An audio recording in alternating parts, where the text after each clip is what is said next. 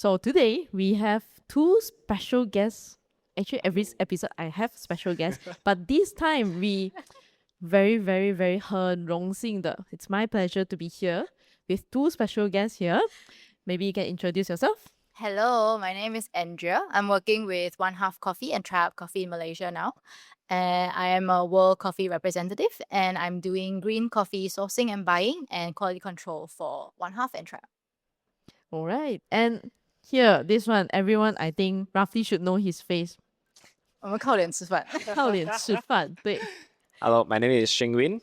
I'm from One Half and Try Up Coffee in Malaysia, and I'm also a Malaysia Barista Champion Not of yet. 2025. Soon to be. Yeah. Right. Yeah, I hope so. We have confidence in you. Thank you. Right. Okay. So today, right, we are gonna touch a little bit more on many people probably will have wanted to know more about what's going on in terms of green bean sourcing. What happens before the beans actually arrive to the roastery, the roasters roasting coffee and stuff like that? What actually happened behind the scene? Okay. So I would like to throw a few questions to help our audience to understand the whole process of this selection of green beans and stuff like that. Why is it even a green beans? So a lot of people, they will know it's roasted, brown color. They don't know what's raw coffee looks like.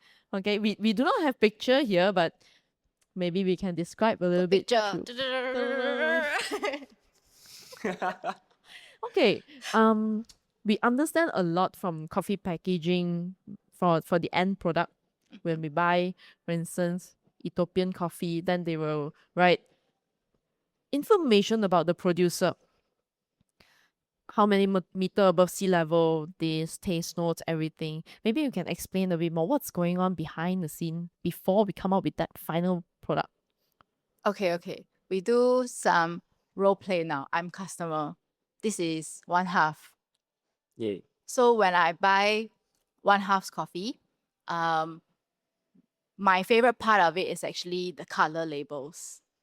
Does it have any meaning? Interviewer now. Right. Actually, I feel curious about it too. Because I do know that for One Half packaging, gray color packaging, and then you have yellow, orange. Sometimes it's a gray color card, Yep. right? Yes. Yep. So we try to segregate flavor types by using different colors. And for example, those coffee that has been using for many years, it will be under our classic. Then it's gonna be orange, and then it's our brand color as well. And then something like anaerobic, something more fermented profile, it will be under purple. Yeah, then you will expect a lot of like currant, grape that will link you to that kind of spectrum of color. And then for natural, but it's clean and balanced, but still fruity, and we will put it as pink, for example. Yeah. Okay. So forth, so on. Yeah, that's one of our little things that we do for One Half branding, and I hope you notice it. I do. Thank you. Okay, change role. Now I'm not customer anymore. I am green buyer. All right. So for example, I represent Try Up Coffee. Then I'm sourcing coffees for One Half. And I know them very intimately. We are very well connected. We're very good friends. Okay. Yeah, alter ego. So when I'm sourcing coffees for them, actually one of the few things that helps not just connect the roaster to the buyer, for example, like consumer, but also helps the green buyer to connect to the roaster is I kind of understand that they have this range of products. Okay. So when I'm cupping things on the table, I'm looking for, oh, okay, this one is very One Half style. Like my boss will love it. This one will have a lot of florals, very clean cup. This should go under the orange label. So when we are sourcing coffees, in that sense, we also have an idea of what our clients want. And because we know One Half very intimately, so for example, we have something on the table that's very ferment forward. It's not our like usual style, but we have a range of products that is purple label that is all for like the exotic flavors. So in that sense, things can be categorized more easily, and when we do sourcing, it kind of like moves down the chain more easily for us as well. Yeah. But in terms of for the label informations that I think is important is you understand what we are trying to do is we try to give lot numbers or try to give the plot, like maybe the farm, it's gonna be the producer, but they have different plots Right. in the whole region. Right. So it's to trying to narrow down, and probably you can taste the differences in terms of different plots or the style or the terroir, from, even though it's coming from the same producers. Yeah. And I think one other important thing is knowing the producers as well. Yeah. So because you would sometimes you will see different names but under the same company, or different coffee but under the same producers. Correct. Me personally, I did went to a few farms. Some are the smaller ones, some are the bigger one in Africa. But then I do notice that there are differences in terms of producers handling their processing methods. Some are a bit more experimental. So does that mean that one producer, they can actually segregate their market or their farm into different lots, and they do something different towards each and every lot? Can I say so? Yes. For I think the recent trip for this year, we covered Ethiopian and Panamanian. And then sometimes, even though they know us very well, they know what kind of coffee we like, and then they try to present that kind of style of coffee on the table. But sometimes they also wants us to know, wants to know about what we think about other coffee Okay. that they think is fits for another markets. For example, Arabian or Europeans and Asian. They are both like and as well as Americans. They are all like a very different markets, and the roasters like very different things. So one of the example, it will be Arabian. They like something more towards like a spice. The UAE market, Yeah. basically. Yeah. Yeah. And it's not necessarily infused into it, but generally they like something, maybe the cinnamon tone into it. Then, but Asian, we don't We don't want usually, we don't usually like that kind of a style of a coffee. Yes. So as a producer, you are trying to cover the whole world instead of following like a latest trend. Of course, they wanted to, because that would actually bring their brand identity to be more premium if you win certain kind of competitions, for example. But in a great picture, you need a longevity of business, and then you will have to design different profiles. Be the trendsetter. Yeah. But under the same terroir, under the same control of terroir. Yeah, naturally. I think a more summarized way to put it is like every product has a market. Correct. Every product has a market, and maybe every producer or even every roaster wants to hit as many markets as they can without losing their niche. So in a sense, actually, a lot of the more like well-known producers, reputable producers, they actually have their own fermentation or processing style. And then at the same time, they also have certain offerings in their green list or in their like farm that are purely just terroir, just maybe classic washed or classic natural, that really just showcases like the land or the actual like altitude or like the sort of what the land can give to them. But at the same time, they also have certain lots or certain other things that they do a little bit more experimental, mainly because I think most people want to have like a hand in things. They want to feel involved in it more than just, oh, I pluck it and then I put it on the bed and then dry and then it's done. Although that's a very nice style also. But I guess we always want to be a little bit more involved. We want to customize something. We want to be a bit more involved in the whole process. Artisanal. Yeah, I think it's part of the like the artisanal thing. I think it's great. But at the same time, it's about balancing that with finding a market for your product. So in a sense, I think as an end consumer, every time you spend money, every time you do something, you're putting your money where your mouth is, and then you're actually casting a vote for this product to be more successful in the market next time, or basically saying, maybe not for me, and maybe somewhere else will pay for this product. So in a sense, when you're buying things and you're making your choices and your preference, you're also showing the higher upper stream people what you like and what this group of people likes, and then eventually things will balance itself out in terms of like, okay, maybe this farm produces specifically this kind of coffee for this market. And then it does very well. So that's their like cash cow, you know. And the rest is just for like hobby lah. So when we go there, we don't want their main stuff. We actually really like their super clean, just terroir stuff. We will get that. Yeah. So that's how we kind of see the whole thing. All right. So most of the time when we talk about one half, we will see it in the packaging. We have JH process. So maybe you can further elaborate and explain to us, because usually, right, I mean, most of the time you say, oh, natural process lah, wash lah, anaerobic lah, carbonic maceration, all these things. I mean, carbonic CM has been quite some time. Yeah. The recent 2 years is more towards JH process. Maybe you can tell us a bit more. What's it about? First, I need to 带货. This cupping bowl is designed by JH 本人. JH 本人 designed this cupping bowl. Is very good. Okay, I will hold it. You can talk about JH. I put here, okay? I put here. You can do both. Yeah. Can see. Yeah. I think before I start answering this question, right? I wanted to share. I think some of the people might not be familiar with processing. So, for example, traditionally we have wash, honey, and natural. And right now it's actually referring to what's the state of the green bean when it's drying on the raised bed. Okay. Yeah. But what is it happening before? It's not gonna affect.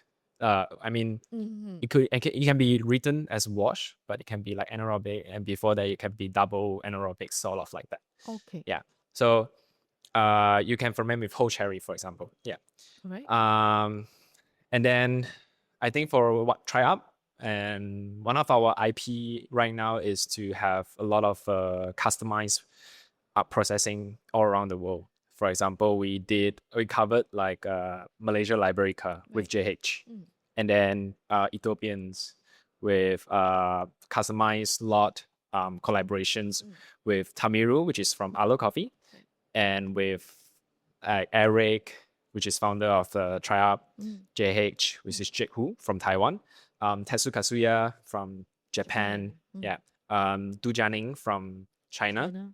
Yeah, so I think this is one of the very good opportunity for the seafood like them to, as a big names or important people like them, they always have new ideas of how the coffee they want to taste, or that's the shape of the colors code in their mind that they couldn't find.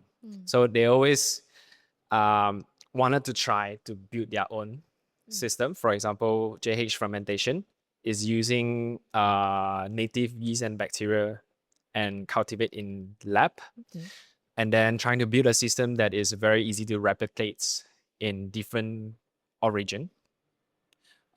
It's actually an anaerobic with inoculations, and then the intention is to retains more sweetness and body by not losing the terroir identity in the coffee. Yeah. So and then for example, Tetsu has its own IP with like Tomodachi, and then Yabai, which stands for double anaerobic honey, and then double anaerobic natural. Yeah. So we sort of like a designed different style of a coffee for these people so that they can bring it and be proud to show it to them that this is the coffee that I want from this origin and so-called. Yeah. As well as customization, I think is a very, very fun way, because you arrive at the origin, but then you started to cup different coffee that presents on the table. Right. And then we will have start building some ideas of how I wanted to improve or not improve. The other way around. Yeah. So, but then that kind of a decisions on that day to make your own processing, it has to be maybe 6 months later only you can know what's going on and the results. Yeah. So every year, me and Andrea will have a farm trip together to the origin, and then it's been fun and good learning opportunity in terms of a farm fermentation and drying, for example. Yeah. Okay. Now I think about this. Actually, you are going to Panama for World Barista Championship 2026, which will be happening in October. October. Very, very soon already. So, Ooh, don't remind me. I mean, right now with the current trend and also the quality of all the baristas at the world stage, they are all very, very developed and really very good and creative. So being the WC representative and also a coach to Shing Win, right? Correct. Haven't decided yet. Oh, you haven't decided to coach him or not yet. All right, think about it. Please get her. Okay, so what are the main factors for those competitors in terms of selecting their coffee for, 1 year only there's one world stage to present their 15 minutes routine. It's not easy to get there. For Malaysian itself, every year we run the Malaysia National Coffee Championship. We select one champion and then to go for the next year for that world stage. If you can't make it this year, then you have to repeat the whole process again, and then next year do it again. So it's a very far and a long journey. So everyone take it really, very seriously. How to select a coffee that can help me to at least perform at my best? I think most importantly is working with people that know you. I know the normal answer is, oh, work with someone you trust, but I think this trust is built on a few different factors. One of them, and first and foremost, is of course you have to be calibrated in terms of sensory. You have to kind of like the same things so that you can essentially remote control and send someone out to find something that they know you will like. That's like the basis of the trust, right? But I think more than that, it's someone that can see the potential of the coffee when paired with you. There's like a synergy going on there also. Like, for example, if I'm choosing a coffee for him or I'm choosing a coffee for someone in one half, there's a certain style I know that they like. The types of florals, the type of body they're looking for, pairing with, for example, the roasting approach that they normally have already. So it's looking for things that will meet their base standard, at the same time kind of either push them forward a bit more or give them an edge, because maybe the roasting style requires a certain sort of level of sweetness, or maybe like the structure of the coffee itself. So in that sense, I think it has to be someone that you work very closely with. Yeah. And at the same time, it has to be someone that knows your style and your system.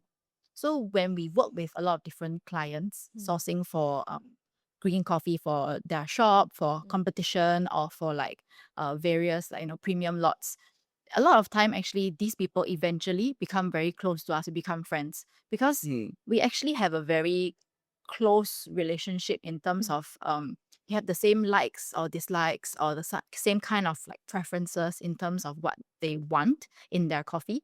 And then once you have that sort of like base level of like foundational trust, it's very easy to say, I found something, it's not your usual style, but I think you can handle it. Yeah, you can try. Trust me on this. Okay. But this sentence doesn't come easily, and it doesn't come so often. And when it does, right, it becomes a moment that is actually very big for us as like green buyers and sellers, because you do this all through like, a few texts on the phone, like, hey, this is good. Like, trust me on this. And then it becomes a whole, they receive it, they roast it, and they're like, wow, lucky I trust you. It's really very nice. I would never have got it otherwise. And they want it. Yeah. And On then, with it. yeah, they want it. They compete with it. They win with it. And they're like, wow, that was good. Yeah. But this whole thing comes not easily, because the whole thing is a customized process also. I have to know you. I have to know what you normally like, what you serve in your shop, your espresso machine system, the kind of water you have, the amount of budget you're willing to invest in coffees. Can I push you a bit more? I think building a relationship is a very intimate process, and it's a very fulfilling process eventually. Correct. So talking about this in terms of relationship and also understanding your coffee before you perform it on stage. What I'm gonna say is that most of the baristas actually they will have this mindset of like, should I choose coffee first or concept first? Or how you know, this is always a chicken and egg kind of thing. We recommend you to start with plan C. Hash first. Hash first. Whoever who can help Shing Win actually going to Panama is actually yeah, good. yeah. hotline. Okay. QR Thank code you. here. Thank you. Buy more coffee for 1/2. Yeah. That's Thank the you. best Thank support you, ever, right? everybody. So I think choose coffee first or concept first. I think most importantly is that you need to be comfortable with the coffee or the concept, whichever it comes first. Most importantly, you're comfortable with it, then only you can perform it at your best.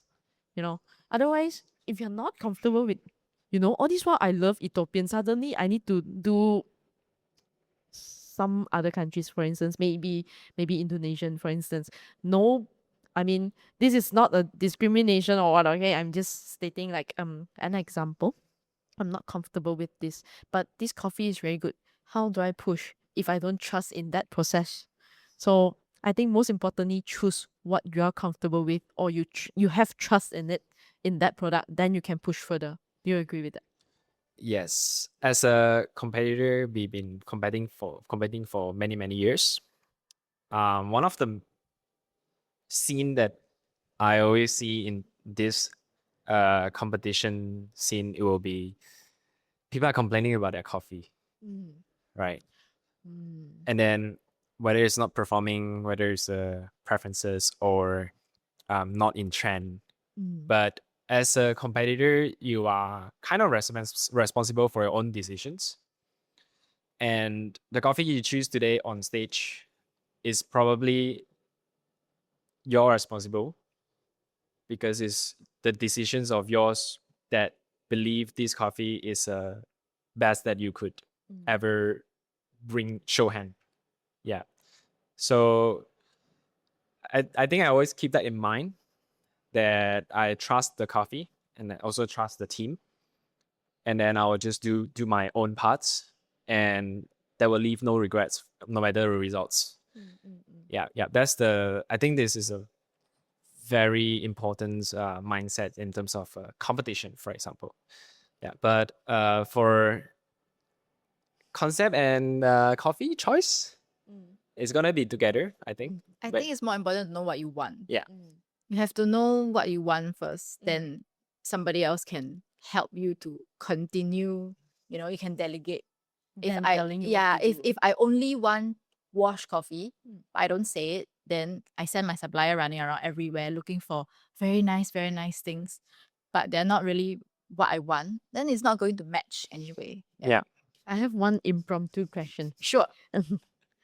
Um, right now we are dealing with climate change and all these things, and also with the recent war, the fuel has been surging up and stuff like that. Do you see an opportunity in terms of the ASEAN or Southeast Asia coffee? Or you can probably compare a little bit of in terms of the quality of the coffee beans itself compared to what we usually have, like the Ethiopian, Colombian, Panama, Talking about climate change, it's definitely affecting the traditional origin or well-known origin. For example, definitely is the temperature and the inconsistency in terms of rain. So it used to be a very consistent harvest, a very consistent raining season, but right now it could be inconsistent harvest and constant rain, unexpected rain. Yeah. So definitely when it's growing for the cherry, raining is the best for them. Yeah, because it have a sufficient water supply. And then when during harvesting season, it's better not to have rain. It's better to have sun because you need the coffee to dry. Yeah. And then as well as when you have a harvest season with rain, then it's gonna make a lot of cherries that fall or break. correct. And then you could lose all the sweetness from the cherry itself. And then it's affecting the whole year of a crop for the producers. I think this is a challenge no matter where you are in the world. Yeah. So it's not about a competitive advantage in ASEAN, for example, but definitely there is some varietal that's going to shine. For example, some lowland varietal Liberica, like a homegrown Malaysian Liberica, has been doing well, very well recent years.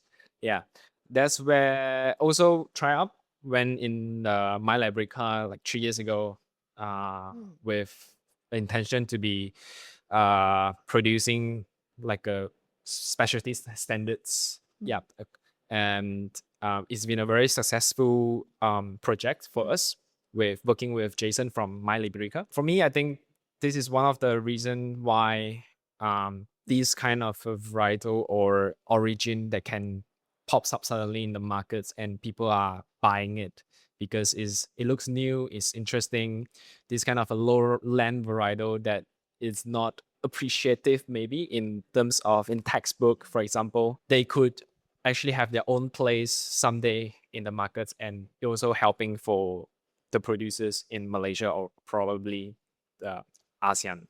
To give some background, probably My Liberica has started at least I think 10 how many years ago? More than Maybe 10 years ago. Yeah, more very than long 10 years time, I ago. think. Yeah. Yeah, but the popularity or in terms of the quality or the standard of the processing method and also the quality of the beans itself, recent year has been growing quite tremendously in terms of that. Also thanks to Jason Lu for bringing, and also actually previously we have some of the world stage competitors that actually brought Liberica to the world stage. Yes, the first one actually is Hugh Kelly from Australia. Right. I think it was in 2019 or 20. Yeah, he got number 4 as well using a Liberica in his milk beverage. Right. That is one of the story is quite inspiring. Is the team trusted this project by funding Jason to build a greenhouse for a more consistent drying to improve on the process, and then he promises to buy the lot, but some instructions of protocol fermentation protocol that he wants, and then he finally brought to the markets in Australia to the world stage as Right. well. What I'm trying to say is this Liberica is actually a very low in caffeine level, but a very high in sweetness. Yeah, so it's definitely maybe a future in a specialty coffee scene because it's low resistance to and low sensitivity to the altitudes and environment, and but it's still producing a very high crops. I think to fully answer your question, if you look at it very big picture, right, things in the middle always have the most difficult time. Everything in the middle has the most difficult time because when you are on the lowest level, you're mainly competing on price. So whoever gives the lowest price for volume, then it gets moved lah, you know. So you just go cheaper and cheaper and cheaper. When you're on the very, very top, you go by name, by reputation, by cup quality, cup score. But if you're in the middle, then you can go both ways, you know. You can keep trying to get better and compete with people above, or you can just keep cutting your price and compete with people below. And the problem, or rather not the problem, but the challenge with a lot of coffees grown in Asia, ASEAN, is that we fall in the middle. So the cup quality hasn't really reached a level, or it's really pushing the ceiling, or we're not at the top of the top yet. And our prices are not at the lowest of the lowest, and our volumes cannot compete with the lowest also. So it takes a lot for people to believe in coffees grown in Asia, in ASEAN, in this part of the world, because you have to have a lot of trust that you are doing the right thing to either take this project and push it further, or to tell whoever is growing or working on this coffee that stop, let's go volume instead. And whichever way they go could change their lives. And it's very difficult to say that we should be the one telling them to do this, or they should be the one deciding it for themselves. So when you're stuck in the middle, things are always very challenging. And essentially, yes, there's always hope, there's always potential, there's always future. But also, no, because you don't really know how far this can go and where this can go. It had to take someone not from here to believe in this product first before this product eventually took off. Right. And it's a very, very respectable decision Hugh Kelly made for Malaysian Liberica coffee. And it's something that is still ringing in the history books until today. Yeah. Is there anything else you all want to tell our audience today? Pay for more coffee. Buy more coffee. and buy more expensive coffee. Value. Yeah, because Value, yes. I think when you are willing to invest in things and things get better, and obviously we don't hope that, everything expensive is better, or like you pay for what you get, this kind of message or whatever. But I think essentially it is very fair to say that the best things usually come with a certain price tag attached to it. So if we can comfortably categorize things by, this is a local coffee, this is a coffee that is for the mid-range, this is a premium coffee, then all the prices actually make sense. And then we don't have that problem of not being able to push things forward even further or even faster than we actually can. I think we are paying for the future. Mm. So you believe in this product, but you want, for sure, we want longevity. But coffee is agriculture products that changes every year. This year, this farm is very good, but might not be performing next year. But what they are trying to do as well is to build a better systems in terms of post harvest systems to maintain the quality. But as a consumer side, or as like us, for roasters or green bean buyer, we are paying for potential for the following years. And then I think on the consumer side of you are also paying for the potential, if you like these roasters or cafe that you choose to believe in. Yeah, in a way, it's also like supporting them to maybe do better things. Yeah. Support, it's casting a vote, Yes. is putting your money where your mouth is all of the above lah. Right. The way that I see it is that, number one, if you like this cup of coffee and the price is according to the value that you get, that's the value that the producer can get. Because sometimes after going to some of those farms, I do know that there are actually a gap from the consumer to the producer. Probably some of the producer, they may not know really well how much their coffee can actually go, or they probably wouldn't even know the quality of the coffee itself, how it tastes like in after being roasted by other roasters in different countries, and how the consumer actually consuming it. So I really hope as a consumer we pay for what we value. If you think you value more, go for it. And that message, we should bring it back to the producer and tell them, you can continue to work hard in terms of producing your coffee, processing your coffee, put in more effort, doing a bit more experiment in terms of doing processing methods and stuff like that, and continue to push forward so that us as the consumer can continue to enjoy good coffee. Because with climate change and whatever it is right now, we don't know when is it the last cup of coffee that you'll be drinking on a daily basis. Yeah. Correct. Yes. Which origin you been before? Kenyan. Kenya. Nice. I never been to Kenya before. Yeah. There are some of the infrastructure that I think probably not very developed. And I think there's a gap between consumer and farmers. Yeah. So I hope that the consumers can see more what are the hard works that the producer actually put in, and also different in terms of this supply value chain, this specialty coffee chain, how we want to ensure from producer, growing the coffee tree itself, to processing, washing, and then everything to this green bean supplier, and then to the roaster, and end cup barista and the consumer. So the whole thing is a very long process. It is. Right. Yeah. So I hope we drink what we value and pay for it, pay for the value itself. Once again, I think thank you so much for Shing Win and also Andrea Thank you, Vinnie. Thanks for having us. for sharing so much about what's happening between the green bean supplier and also the farmers. And also we wish Shing Win good luck and all the best at World Barista Championship Yeah. 2026. QR code. Bank accounts. Right. So do meet Shing Win at one half if he's there, and then support him in terms of buying the coffee that he brew or buying the coffee that he pull for you. Right. Thank you so much. See you guys in the next episode. Thank you. Thank you.